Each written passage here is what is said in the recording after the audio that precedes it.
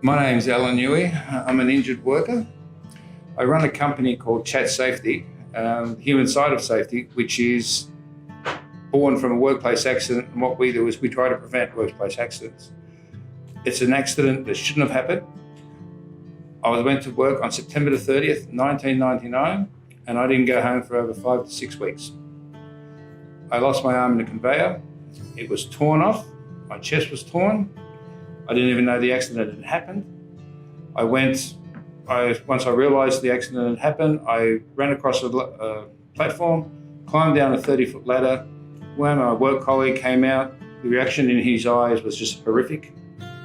And the follow-on from my accident to family and friends is what I find worst of all. I went through 5 reattachments of my arm in hospital, the first operation taking 14 and a half hours before it didn't work. 5 reattachments. At the end of that, my family was told I might not even pull through. And they had to react to that. And they took me in for another operation, which ended up saving my life. I spent 5 weeks in hospital in total. I spent 2 weeks in ICU in an induced coma due to the fact that I couldn't move because of damage in the body.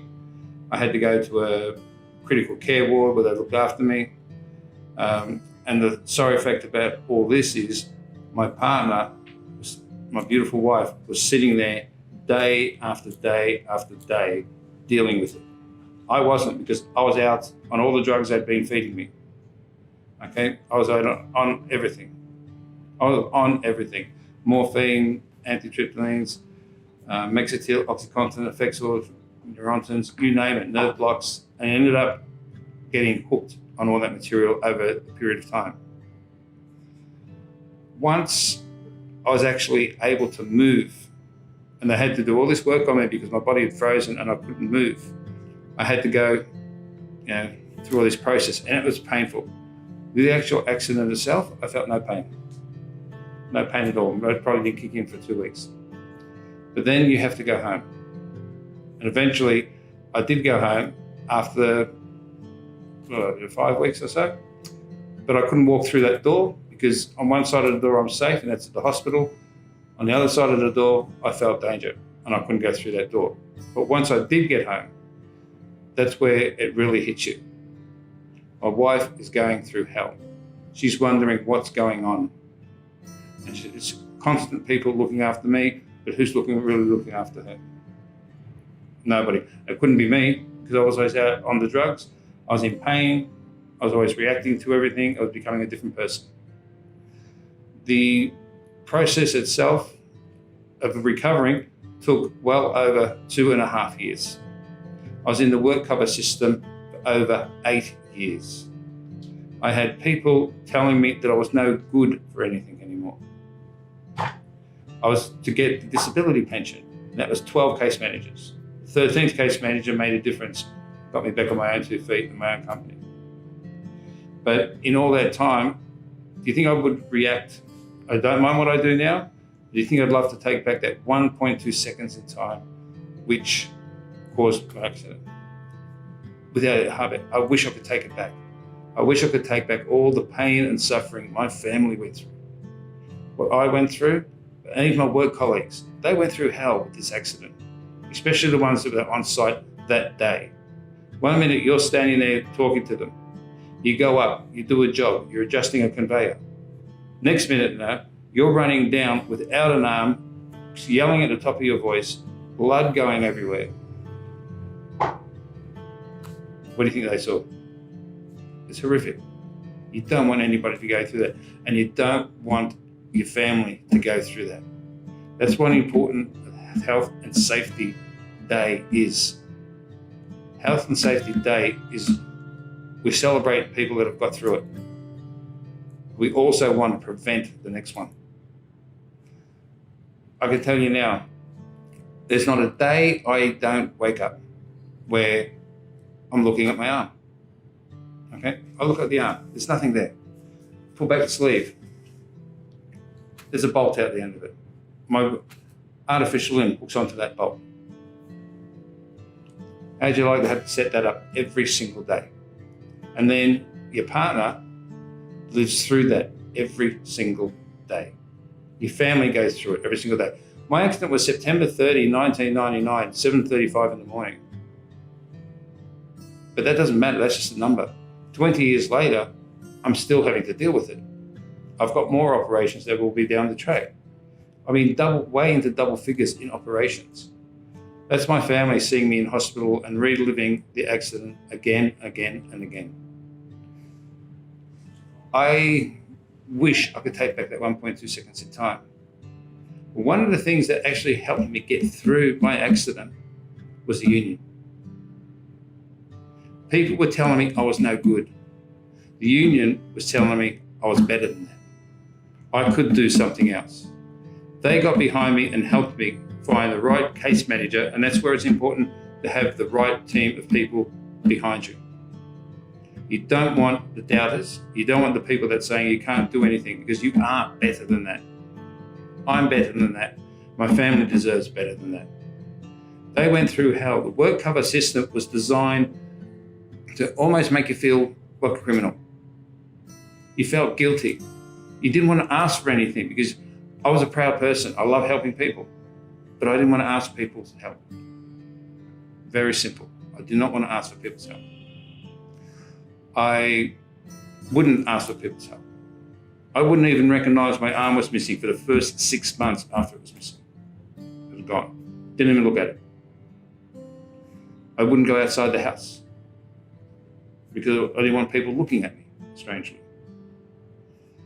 I've had 4 artificial limbs, and it's been a progression. But to get to that point in time, I had to go through all the operations, all the medications, all the people doubting me, to find the right team of people that got behind me to say, you're better than that. And the union was that. The union got behind me. They said, you're better than that. We will help you. And they did. They helped me find the right people. And in the work cover system, and there's, 5 insurers, it's really, really hard to find the right person. Okay. You might have, I went through 12 case managers before we found that one person who actually listened to me as a person and not as a claim number. Because all they want to do is get you off the books. And I wouldn't let them do that. I wouldn't let them do that. I needed more for myself, and I needed more for my family. And that's where the union came in. They were always behind me. Always behind me. If I needed to make a phone call, I could call them. If my family needed to make a phone call, they could call them. To get the right people behind you makes a world of difference. And you need to get your family involved. Because, excuse me, if they're left to their own devices and they feel they're not being heard or listened to or looked after, your family will fall apart. And I'm sorry to say, you will end up probably leaving each other. And I've seen that too many times. I'm lucky that I've got a very strong partner, a strong wife. She was behind me the whole time. And she's one of the people that got behind me to get back on my own 2 feet. The union was the other, and the case manager was the other. If I didn't have those 3 people behind me, I wouldn't be here today. Pure and simple. The mental anguish that I went through, and I thought that I was putting my family went through, got to the point that I actually wrote a suicide note. And I put it on the table, and my wife came home early this particular day and found it. And boy, didn't I cop 12 rounds of boxing from the better half. And you know what? I deserved it. In my mind, I was doing the right thing. I was going to relieve her of all the pressure, and my workmates. But what I was doing was timesing it 100 times worse. Far worse than you could ever imagine. The stress I put on my family with that note, and my workmates, and the people around me, you can't take back. I saw the reaction in my wife's eyes, and that's something I'll never, ever forget. But she stood by me, and I'm very lucky for that. A lot of people don't get that luck. The union stood by me, and it saw me through from the day I got hurt to 8 years later out of the system I'm still a proud union member 20 years down the track. And I can tell you now, I will not leave it, because we worked together as a team. At the end of the day now, I'm standing on my own 2 feet with my own company, trying to prevent workplace accidents. The horror my wife went through, I'll never really ever know, because she tells me she's over it. But I can tell you now, with all the presentations I've done around the country, she has never seen one. Not one. She can't do it. If she knows I'm going to talk about the accident, she leaves the entire building. She will not be in that area. So that tells me 20 years down the track, she is still affected by that accident. I can't take that away. The accident I was doing that day, I was just adjusting a conveyor belt, like I'd done 4,500 times before. Bit of complacency. I was told the job was dangerous when I first started there, and to be careful. Well, you do it for so many years, 15 years, you do it so many times, complacency comes into it. Everybody wants to do the job, get it done quickly, move on to the next job. The worst thing I ever did was fall into complacency and to do the job as quick as I could to get to the next job. Did I save money for the company? No. Did I make myself a bonus? No.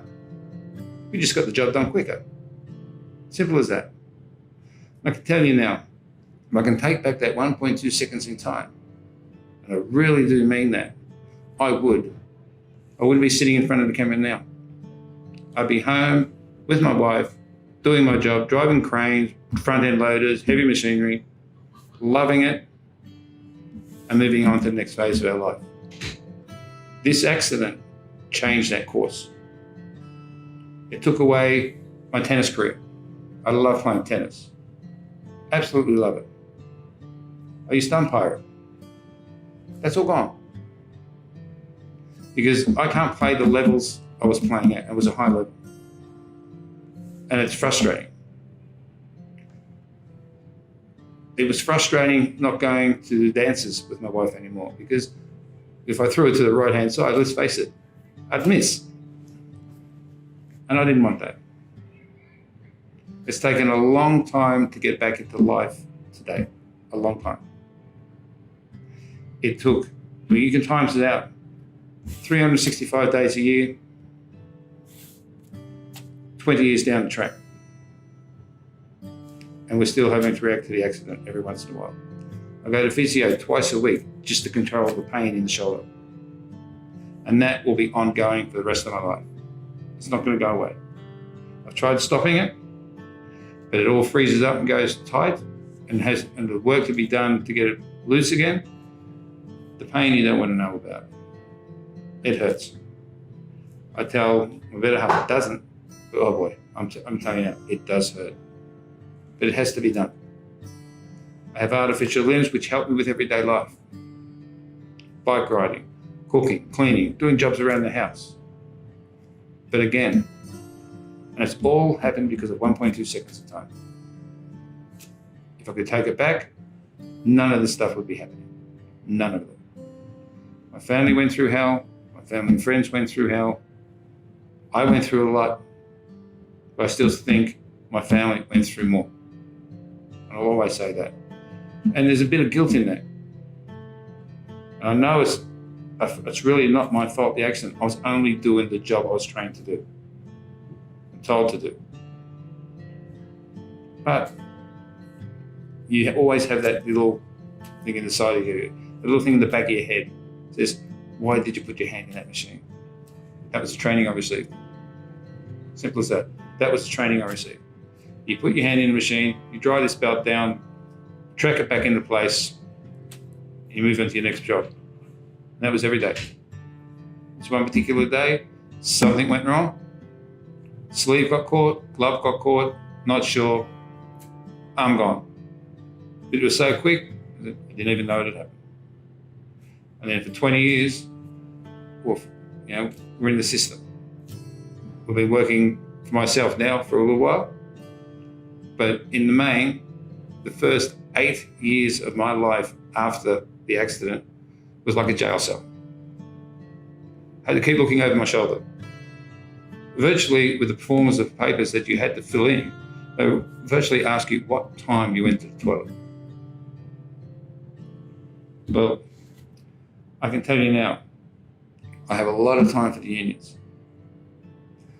I have a lot of time for some of my ex-bosses. Some I don't. But I can tell you now, after my accident, the biggest word that I heard was regret. Regret was the biggest word I ever heard. I regretted putting my hand in there, but I had bosses, managers, CEOs, board of directors, all wishing they'd done something differently beforehand. If one person did, my accident would not have happened. Simple as that. And so everybody was living with regret. And I don't want that for anyone.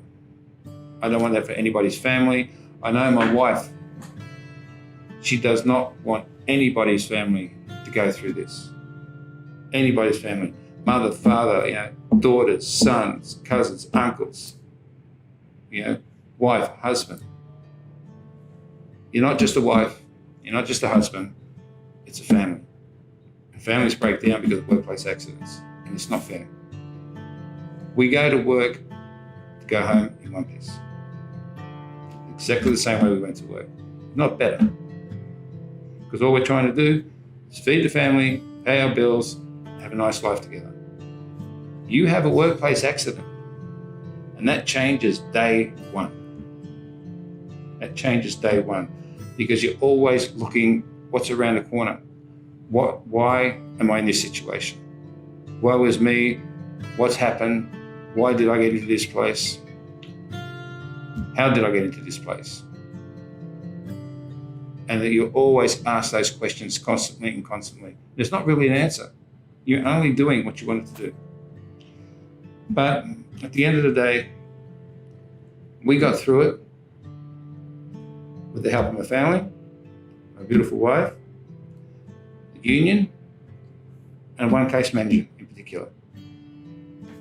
Again, if I hadn't got those people behind me, I don't think I'd be here today. Because as much as I tell people I was fine with the accident, mentally I wasn't.